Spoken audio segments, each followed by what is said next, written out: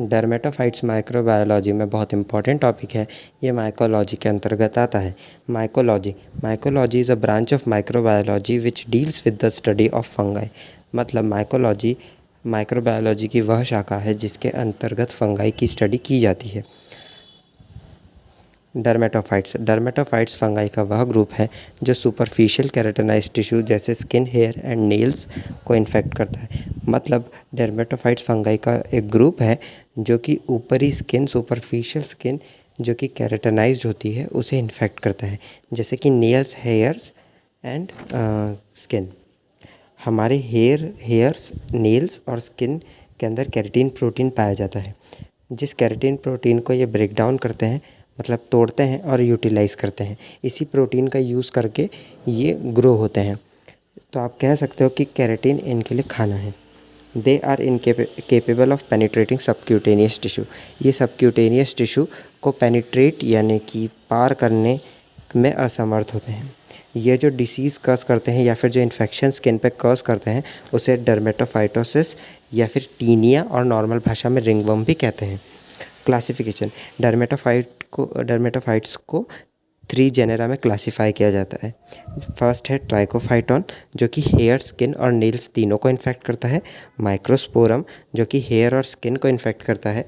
और एपिडर्मेटोफाइटॉन जो कि सिर्फ स्किन और नेल को इन्फेक्ट करता है। इनको याद रखने के लिए आप याद रख सकते हो ट्राइकोफाइटॉन, जिसमें ट्राई वर्ड है जिसका मतलब है ये तीनों को इन्फेक्ट करता है। एपिडर्मोफाइटॉन जबकि एपिडर्मिस पे पाई जाने वाली चीज़ जैसे कि स्किन और नेल्स को इन्फेक्ट करता है। और बचा माइक्रोस्पोरम जो कि हेयर और स्किन को इन्फेक्ट करता है। इसमें स्किन कॉमन है तीनों में। इसकी कुछ इंपॉर्टेंट स्पीशीज़ है डर्मेटोफाइट्स की जो कि याद होनी चाहिए, जो कि है Trichophyton rubrum, Trichophyton mentagrophytes, Microsporum gypsum, Microsporum canis, Epidermophyton floccosum. अब इसकी पैथोजेनेसिस की बात करते हैं तो जो डर्मेटोफाइट्स ह्यूमन को इन्फेक्ट करते हैं उन्हें एंथेरोफिलिक कहा जाता है।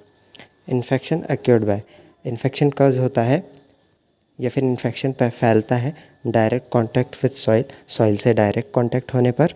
एनिमल और अनदर ह्यूमन इन्फेक्टेड, एनिमल या फिर दूसरा अनदर ह्यूमन जो कि फंगस स्पोर से इन्फेक्टेड हो, उससे जो स्पोर्स होते हैं वो कैरी होते हैं different area due to scratching of inoculated area.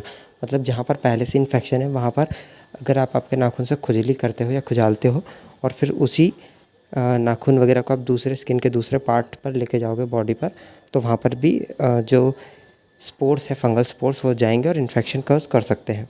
Pre disposing factor की बात करें तो हो गया मोस्ट ह्यूमिड स्किन, मतलब जो गीली या फिर नरम वाली, मतलब नमी वाली जो जगह होती है वहाँ पर इसका इन्फेक्शन ज़्यादा होता है।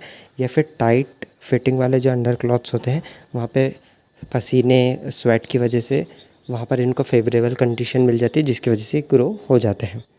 डर्मेटोफाइट जो होते हैं वो कि सेंट्रीफ्यूगल पैटर्न में ग्रो करते हैं, मतलब इसे गोल गोल चट्टे की तरह इन्फेक्शन कॉज करते हैं।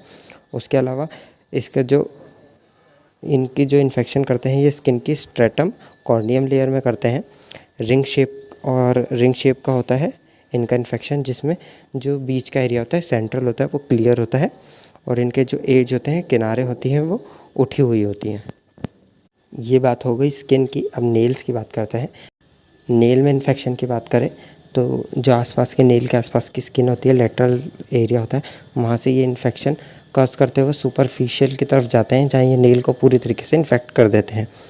अब हेयर की बात करें तो हेयर शाफ्ट से ये इन्फेक्शन स्टार्ट करते हैं। ये हेयर शाफ्ट पर इन्फेक्शन करते हैं और सराउंडेड उसके आसपास भी फैल जाते हैं, जिससे क्या होता है कि हेयर जो होते हैं वो ब्रिटल हो जाते हैं, कमज़ोर हो जाते हैं, हेयर लॉस हो जाता है, मतलब बहुत ज़्यादा बाल झड़ने लगते हैं, पैच बन जाता है, गंजा गंजा सा पैच, गोल गोल टाइप का, जहाँ से बाल झड़ जाते हैं। और एक एलोपेशिया की कंडीशन भी डेवलप हो जाती है जिसमें चट्टे प्रकार का पर्टिकुलर एरिया से बाल झड़ जाते हैं और वहाँ पर गंजापन सा आ जाता है। जहाँ पर भी इन्फेक्शन कॉज होता है वहाँ पे फंगल एंटीजन और जो ह्यूमन को इन्फेक्ट हुआ है उसके बॉडी के एंटीजन से इन्फेक्शन के कारण इन्फ्लेमेशन थोड़ा ज़्यादा बढ़ सकता है। नोट इम्पॉर्टेंट पॉइंट है कि मेल्स जो होते हैं वो ज़्यादा इन्फेक्ट होते हैं और कॉमनली इन्फेक्ट होते हैं डर्मेटोफाइट से, बिकॉज जो फीमेल्स होती हैं उनके अंदर प्रोजेस्टेरॉन हार्मोन होता है जो कि इनहिबिट करता है इनकी ग्रोथ को, मतलब ग्रो होने से इनको रोकता है। लेबोरेटरी डायग्नोसिस की बात करें तो हम अगर स्पेसिमेन लेंगे स्किन स्क्रैचिंग का, जहाँ पर भी इन्फेक्शन होगा वहाँ पे नाइफ़ से हम स्किन को स्क्रैच करेंगे, स्क्रैप करेंगे, या फिर हेयर को क्लिप कर लेंगे, हेयर निकाल लेंगे, तोड़ लेंगे, या फिर नेल्स जो होते हैं उनको डायरेक्ट हम काट के यूज़ कर सकते हैं। अब डायरेक्ट माइक्रोस्कोप में देखना हो तो हम 10% KOH पोटेशियम हाइड्रोक्साइड का यूज़ करेंगे, जो कि हम एक स्लाइड के ऊपर 1 या 2 बूंद लेंगे और उसके अंदर 10% KOH एक स्लाइड पर लेंगे और उसके अंदर जो टिश्यू हमने लिया है इन्फेक्टेड टिश्यूज़ को डाल के मिक्स करेंगे और फिर डायरेक्ट कवर स्लिप रख के हम माइक्रोस्कोपी कर लेंगे, जहाँ पे हमको फंगल हाइपे देखने को मिल सकता है। कल्चर की बात करें तो कल्चर हम SDA या फिर SDA विथ एंटीबायोटिक मीडिया के अंदर इसको कल्चर करते हैं। Culture media are inoculated at 25 to 30 degree Celsius for 3 to 4 weeks. 25 to 30 degree Celsius पे इसको 3 से 4 हफ्तों के लिए हम इंक्यूबेट करेंगे। इसको आइडेंटिफाई कैसे करेंगे, तो आइडेंटिफिकेशन के लिए हम कॉलोनी की मॉर्फोलॉजी को देखते हैं, कॉलोनी किस तरीके से दिख रही है, पिगमेंट प्रोडक्शन, जो भी ये ग्रो होने पे कोई भी पिगमेंट वगैरह बना रहे हैं, कोई कलर अलग सा दे रहे हैं तो उससे हम जज कर सकते हैं, या फिर माइक्रोकोनिडिया और मैक्रोकोनिडिया जो होते हैं उनसे होता है। कुछ ऐसे फंगाई होते हैं जो माइक्रोकोनिडिया दिखाते हैं या फिर कुछ ऐसे होते हैं जो मैक्रोकोनिडिया दिखाते हैं। कॉलोनी की कैरेक्टरिस्टिक्स से भी हम जज कर सकते हैं कि किस तरीके से कॉलोनी की कैरेक्टरिस्टिक्स होती हैं। वाइट या फिर क्रीमी कॉटनी ग्रोथ देखने को मिलती है। या फिर अगर हम ट्राइकोफाइटन रुब्रम की बात करते हैं तो जो मीडिया होती है SDA, उसमें पीछे की साइड पर रेड कलर आ जाता है ग्रो होने पर। माइक्रोस्कोपी की बात करें तो लैक्टोफिनॉल कॉटन ब्लू करके एक स्टेन होता है जिससे हम कॉलोनी को स्टेन करते हैं, जिसे माइक्रोकोनिडिया एंड मैक्रोकोनिडिया दोनों हमको दिखाई दे जाती हैं या फिर दोनों ही दिखाई दे जाती हैं। द फॉलोइंग कैरेक्टर 3 जेनरा, तीनों जेनरा के अलग अलग कैरेक्टरिस्टिक्स हैं।